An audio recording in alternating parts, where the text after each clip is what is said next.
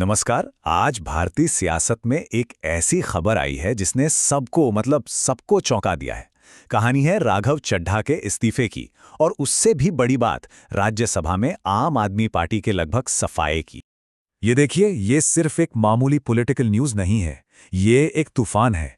एक ऐसा तूफान जो आने वाले समय में न सिर्फ चुनावों पर बल्कि देश की सियासत की पूरी दिशा ही बदल सकता है। तो चलिए इस सियासी भूचाल के बिल्कुल सेंटर में चलते हैं और समझने की कोशिश करते हैं कि आखिर पर्दे के पीछे हुआ क्या है। तो खबर यह है कि आम आदमी पार्टी के सबसे मशहूर चेहरों में से एक, उनके पोस्टर बॉय राघव चड्ढा, उन्होंने पार्टी को अलविदा कह दिया है। और सिर्फ अलविदा नहीं कहा, उन्होंने अब भारतीय जनता पार्टी यानी बीजेपी का दामन थाम लिया है। लेकिन ठहरिए, कहानी यहां खत्म नहीं होती। असल में ये तो सिर्फ शुरुआत है। एक आदमी के इस्तीफे से कहीं ज्यादा बड़ी बात है ये। असल कहानी तो राज्यसभा में आम आदमी पार्टी के लगभग खत्म हो जाने की है। और ये जो नंबर अब सामने आएगा ना, वो सच में चौंकाने वाला है। सोचिए, आम आदमी पार्टी के राज्यसभा में कुल 10 सांसद हैं। उनमें से एक नहीं, दो नहीं, पूरे सात सांसदों ने पार्टी छोड़ दी है और बीजेपी ज्वाइन कर ली है। 10 में से 7, ये कोई छोटा मोटा नंबर नहीं है, ये तो एक सियासी सुनामी है, साफ साफ। और लिस्ट देखिए, इसमें सिर्फ राघव चड्ढा अकेले नहीं हैं, उनके साथ हैं स्वाति मालीवाल, पूर्व क्रिकेटर और स्टार हरभजन सिंह, संदीप पाठक, अशोक मित्तल। ये सब पार्टी के बड़े नाम, बड़े स्तंभ माने जाते थे। तो अब सवाल ये उठता है कि ये सब कानूनी तौर पर मुमकिन कैसे हुआ? आखिर दल बदल विरोधी कानून भी तो है। तो इसका जवाब छिपा है उसी कानून के एक नियम में।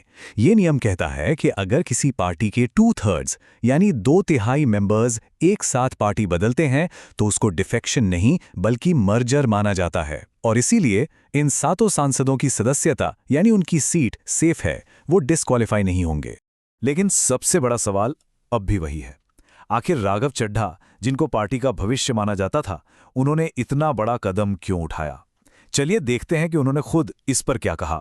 अपनी प्रेस कॉन्फ्रेंस में राघव चड्ढा ने बस एक लाइन कही, और उस एक लाइन ने जैसे सारी कहानी साफ कर दी।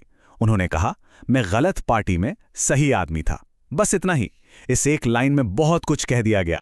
उन्होंने इसको और आगे समझाया, कहा कि जिस आम आदमी पार्टी को उन्होंने अपने 15 साल दिए, अपनी जवानी दी, वो पार्टी अब अपने असली सिद्धांतों से भटक चुकी है। उनके मुताबिक पार्टी भ्रष्टाचार में डूब गई है और इसीलिए अब वो प्रधानमंत्री मोदी के साथ मिलकर देश के लिए काम करना चाहते हैं। तो जैसे ही ये खबर आग की तरह फैली, आम आदमी पार्टी की तरफ से भी रिएक्शन आना शुरू हो गया, और काफी तीखा रिएक्शन आया। देखते हैं उनका इस पर क्या कहना है।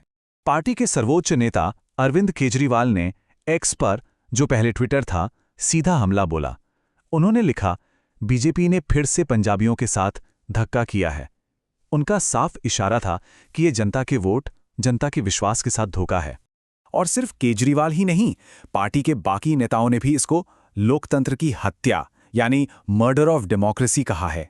उन सबका ये मानना है कि ये सब अचानक नहीं हुआ, बल्कि ये बीजेपी की एक प्लान की हुई साजिश है। पर इधर आम आदमी पार्टी आरोप लगा रही थी और उधर ठीक उसी वक्त राघव चड्ढा बीजेपी हेडक्वार्टर्स पहुंच चुके थे। ये तस्वीरें साफ बता रही थीं कि अब पीछे मुड़ने का कोई रास्ता नहीं है, फैसला हो चुका है।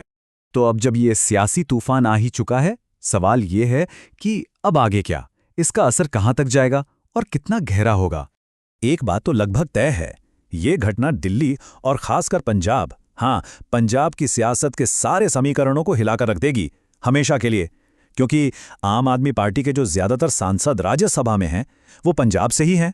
सियासी गलियारों में, मतलब पॉलिटिकल सर्कल्स में, चर्चा ये है कि राघव चड्ढा को जल्द ही मोदी कैबिनेट में कोई बड़ी जिम्मेदारी मिल सकती है।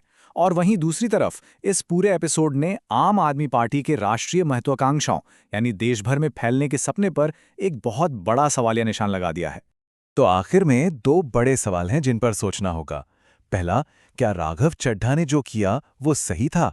और दूसरा, क्या ये उस आम आदमी पार्टी के अंत की शुरुआत है जो एक बहुत बड़े आंदोलन से निकली थी? इन सवालों का जवाब वो तो अब सिर्फ आने वाला वक्त ही देगा।